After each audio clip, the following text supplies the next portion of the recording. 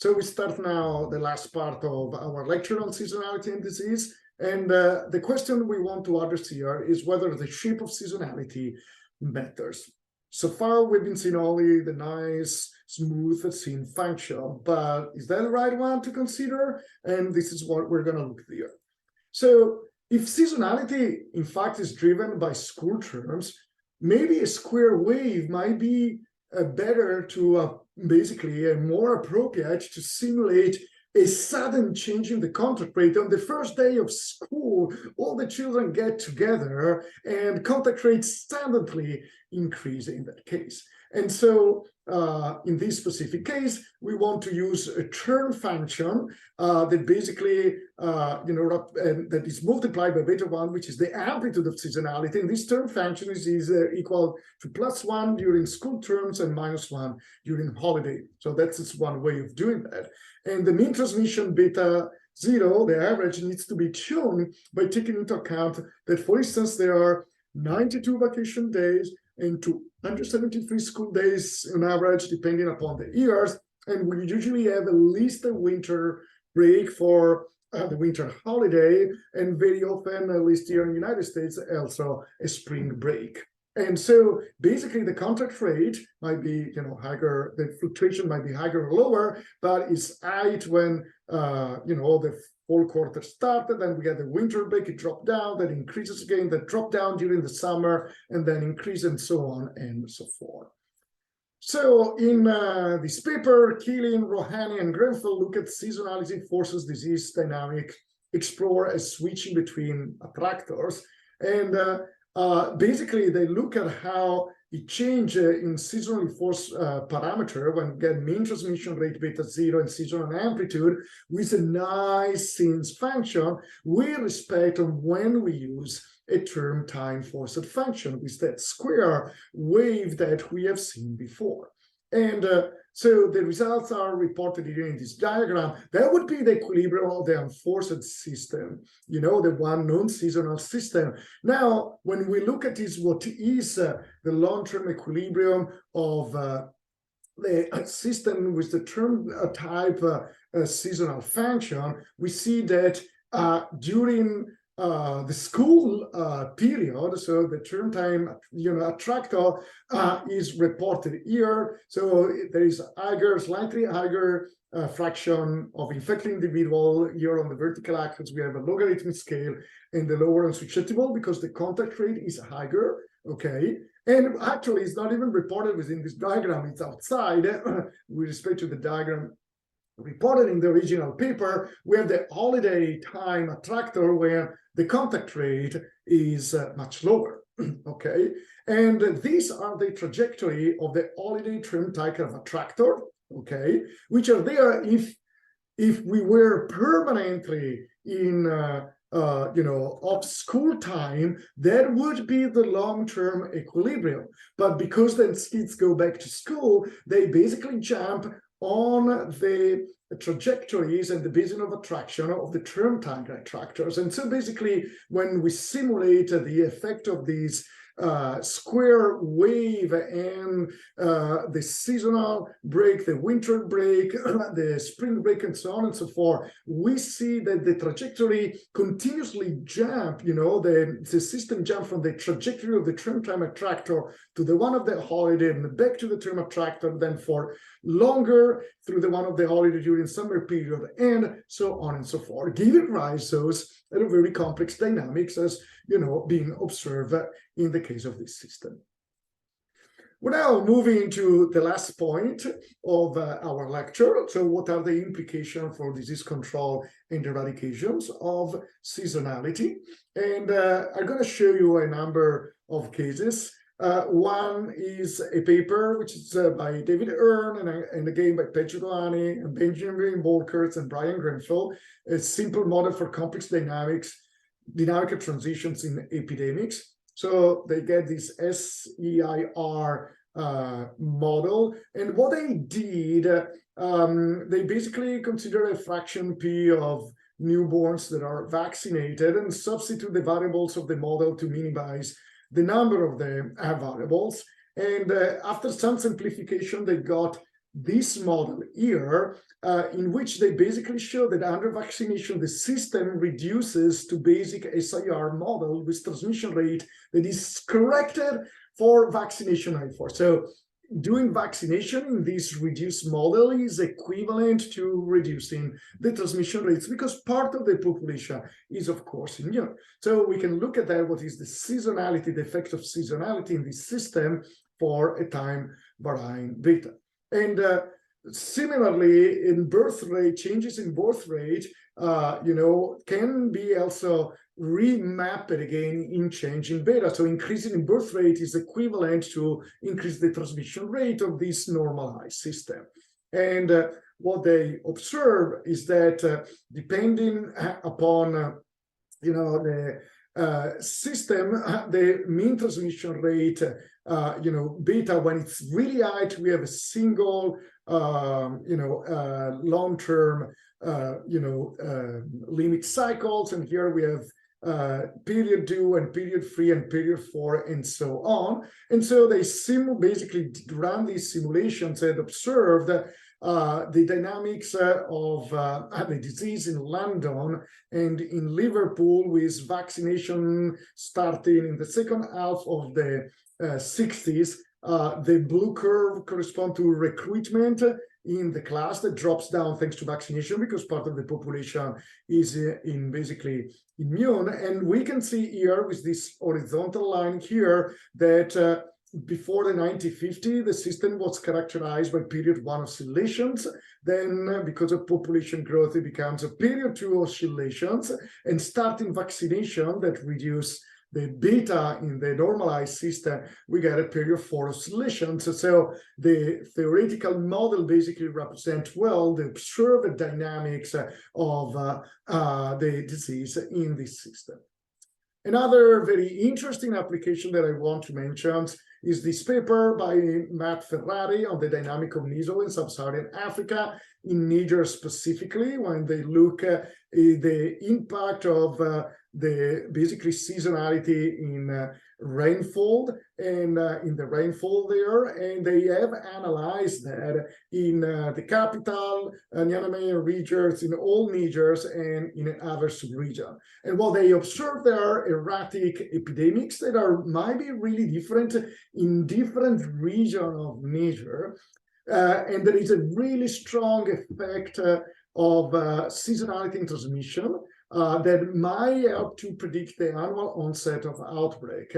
And they use this model basically here to observe there are very many different model behavior with limit cycle 1 year, 2 years, 4 years, and 8 years. So depending upon the combination of the strength of seasonality, so depending where you are in Niger, and depending upon the birth rate in that specific region, there might be different dynamical behavior exhibited by the different system. And within the system, they could see that regular pulses, vaccine programs may lead to more regular dynamics, although they are unlikely to eliminate major outbreaks until baseline vaccine level reach really high level, because we know that for measles, they are not super high, and we have seen that means that more than 90, 95, 96% of the population needs to be vaccinated in order to eliminate locally the disease from the population.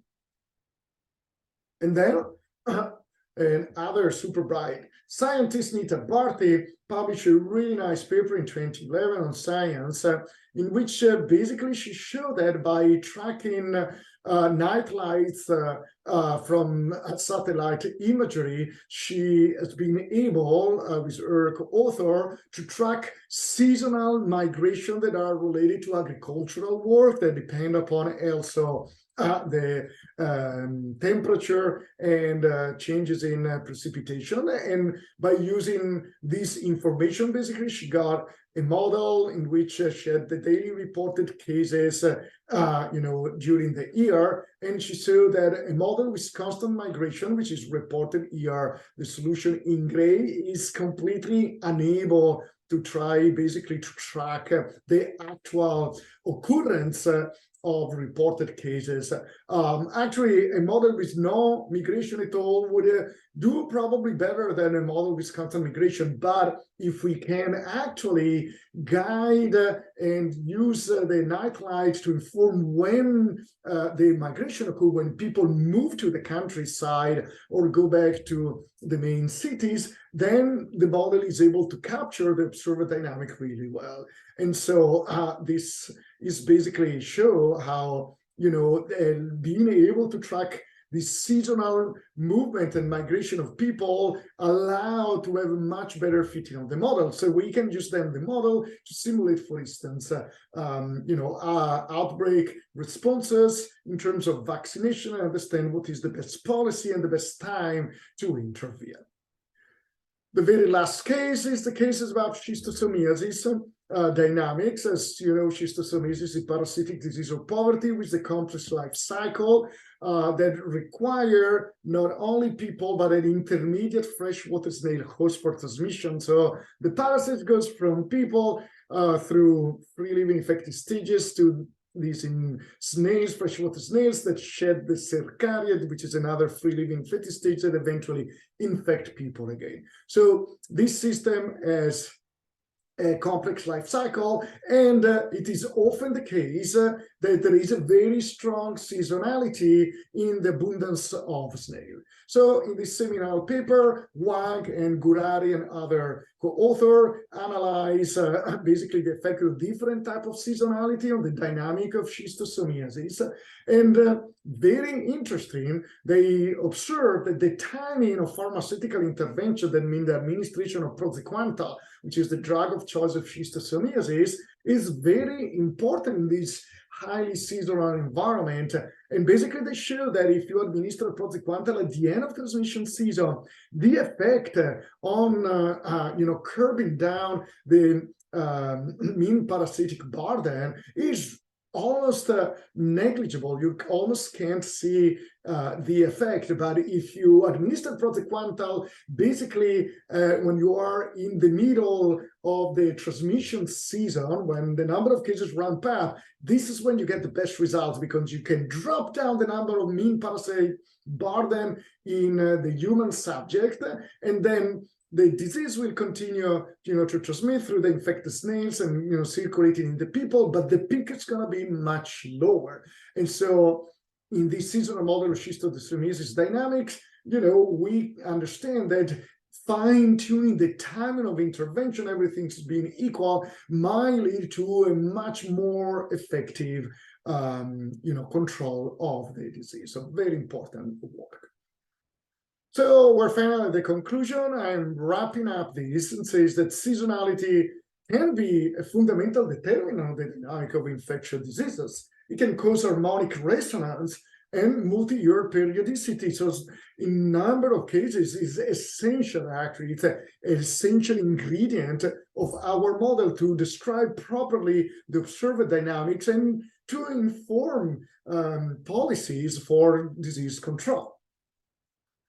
We have seen that the seasonality might even lead to multiple coexistent stable attractors. Then environmental variability might push the system from one way of functioning to the basis of attraction of another way of functioning.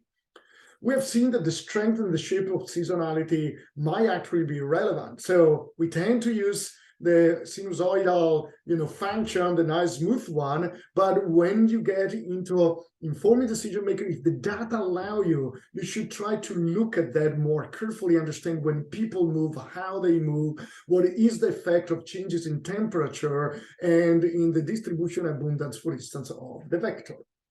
Seasonality might increase the peak-through ratio, as the seminal paper by Jonathan Dashoff show, and under specific circumstances, it can also foster stochastic fade-out of the disease, especially when the throw become, very low prevalence of the disease. Then there is a potential of stochastic fade-out of the disease. In this case, of course, we need stochastic model that the stochastic version of the ODE's model in order to be able basically to explicitly incorporate the possibility of stochastic fading out of the disease.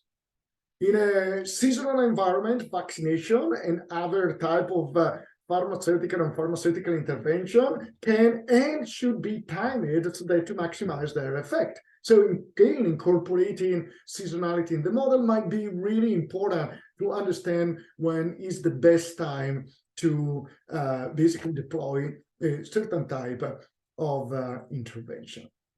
And also, I want to mention, this is more as a clincher to the next set of lectures, is that climate change might affect the dynamic of infectious disease not only basically through average increase of temperature, which per se is really important in determining the abundance of vectors and their distribution, but also through crucial changes in the strength and type of seasonality. So it might change the phenology, the emergence of vectors, and it might change the level of fluctuation. So climate change might have a very significant effect. It is important to analyze the effect of climate change by using also this explicit dynamical model. With this, I want to thank you for your attention. This is the end of my lectures, and feel free to reach out by email if you have any question. Bye-bye.